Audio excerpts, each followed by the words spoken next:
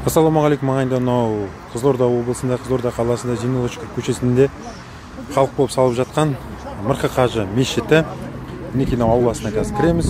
Сол жағымызда қазір көрсетіп жіберейін. Бұл 18 метрлік мешіттің мұнарасы. Жалпы мешітте 5 мұнара бар, но соның қазір салынып жатқан құрылысы. Жер учаскесінің алаңы 35 сотық болады. Енді 35 сотық. Енді ағайындар, қазір Мырқы Қажы мешітінің осы видеода төлем жасауға реквизиттер тұрады. Өздеріңіз садақаларыңызды берсеңіздер болады. Жалпы мешіт бір адамның күшімен салынғанын, халықтың күшімен салынған әлдеқайда тиімді. Мынау стяжкілері, баспалдақтары, ішкі сылақтарыңа көрсетемін. Жалпы баршамыздың қолғабысымызбен, көмегімізбен салынғанға не жетсін. Мінекей стеналары сыланған, подмаяк сыланған. Мінекей ішкі кіреберіс өттік, қазір залға өттік. Мінекей сол қапталымызда тұрған жерде имамның бөлмесі, әйелдерге арналған мінәжат ету бөлмелері болады. Қазір мен сіздерге төбені көрсетіп жіберейін.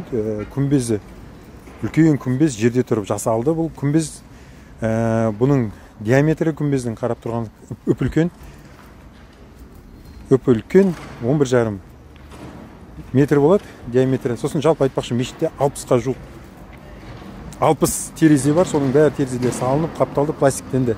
Енді мешіттің қазір жалпы қаражатына көмек керек. Көмек берем десеңіздер, осы мешіттің реквизиттерін қоямын. Сол нөмірге, Каспийге өздерінің садақаларыңызды аударып, жақсылықтан құр қалмасаңыздар. Жалпы мешіт бұл имандылықтың бастауы, имандылықтың нұры, осы жердің қайнар көзі, жақсылықтың барлығы. Қазір мінекей ағайындар, мына жалпы мешіттің мынау қазір енді құрылысшылардың тамақтанатын жерлері, көшелер тамақтанып, өздері ауқаттанып, күш алып жұмыстарын істеп жатыр. Мінекей мына жағында мешіттің ерлерге арналған, әйелдерге арналған дәретханасы бар. Мәйітхана да осы жерде. Жалпы оның ұзындығы мінекей көріп тұрған, мінекейіңіз қараңыздар, көріп тұрғандай ол 6 метрде 22 метр болады. Сол ағайын көмектесеміздер, жазыңыздың